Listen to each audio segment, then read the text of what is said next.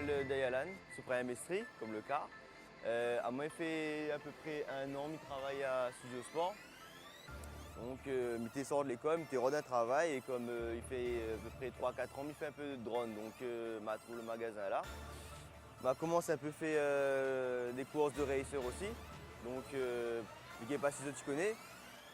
Donc c'est des mini-drones faits pour la course ou le freestyle, ça dépend, on a 2 catégories. Et en fait le concept c'est que les autres gars fait à lit par eux-mêmes en fait. C'est que vous achetez de bonnes pièces, vous montez à y. Après quand il ne marche pas, rouvre à y, ou essayez de trouver le problème, ça.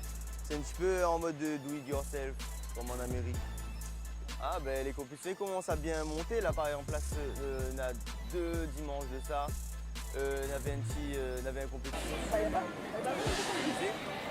là-bas on a annoncé qu'on a 2 endroits dans Paris où nous avons fait du racer parce qu'avant en fait c'était un petit peu compliqué dans les parcs de Moon, des enfants, tout ça. Cet endroit à Boulogne et parc de la Villette où nous avons fait drone de temps en temps.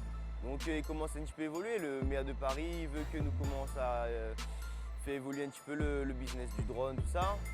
Parce que le drone représente un bon part du marché en France aussi maintenant. Et du coup, voilà quoi. Et puis il fait sortir un petit peu le bonne marmaille de la case devant la télé. Quoi.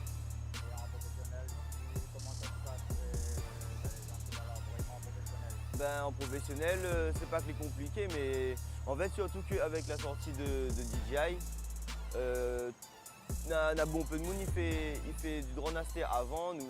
Disons que il y a quelques années, nous étions à peu près à 400, 500. À STR, nous les plus de 5000, 6000.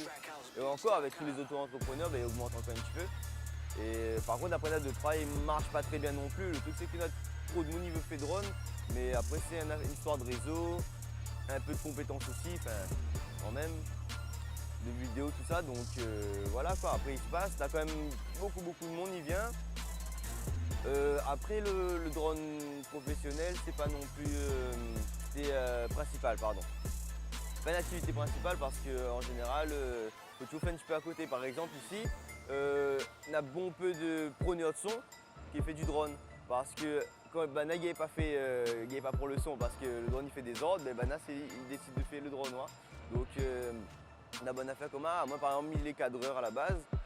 M'a fait travailler à la télé, pour les tournages court-métrage, long-métrage, tout ça. Et à côté de ça, il fait drone quand il nécessite des plans aériens, en fait. Donc voilà, plus ou moins. Pour la réunion, on a pas mal de personnes qui commencent les autres. Ouais, relativement. Même des fois, on a du monde, comme où par exemple, il vient ici directement en vacances et puis cause un petit peu et là il prend soit des racers, soit des drones de prise de vue, etc. Donc il y en a de plus en plus de monde, Miwa il fait plaisir aussi, on retrouve un petit peu de monde à la Réunion, mais oui. Vous connaissez un petit peu, mais c'est un jeu, c'est-à-dire qu'après si tu fais trappe à autres, faut payer après. Parce qu'une fois, ça l'arrive à moi, on avait un gros coup de vent, et la faille tape dans un moon. Et là, il me dit, s'il n'avait pas l'assurance, et s'il me tape dedans, là, il mort, voilà. Donc, voilà. Là, ma fille passe le bon affaire et tout. Et il n'est pas compliqué, il faut juste prendre le temps. C'est comme le code de la route, en fait. C'est comme un loto en fin de compte. On a le brevet théorique, le brevet pratique. Après, il faut homologuer ça, la DGAC. Nous ne fait pas de formation. Moi, ma fille fait un petit peu. Ma travail dans l'école de formation à Bretigny, dans le sud. Ma fille fait un petit peu, donc après c'est surtout précaution, d'usage, etc. Et par exemple un petit conseil pour ceux qui utilisent les DJI, c'est qu'aujourd'hui un drone c'est super facile à utiliser, très facile à utiliser. Mais c'est ça le problème, c'est qu'en fait quand un a fait les trop facile à utiliser, de monde il repose un petit peu dessus. Il ne faut pas reposer dessus, il faut apprendre justement à piloter sans les aides. Par exemple, des fois, ils utilisent pas trop les GPS ou désactivent les GPS ou apprendre un petit peu à piloter à la main. Parce qu'en fait, c'est ça, c'est comme si on avait un vélo et que tout le temps on a le bon roue. Si le roue il casse, il faut apprendre à tenir à droite. Là, c'est pareil, c'est que si un jour le GPS ne marche pas ou un fait commun, il faut avoir le réflexe. Donc, pour avoir le réflexe, il faut s'entraîner sans les assistants, il ne faut pas se reposer dessus. Surtout l'entraînement aussi, beaucoup d'entraînement avant de faire des prestations. Pourquoi? Parce que au début, on vient, on dit bon, ben, elle n'est pas trop compliquée, ou la fille fait voler une ou deux fois, et du coup, où ça va, là où commence le voler, sauf qu'il y en a deux, trois affaires, où on connaît pas, par exemple, la perception, la distance, apprécier la distance, c'est un petit peu compliqué.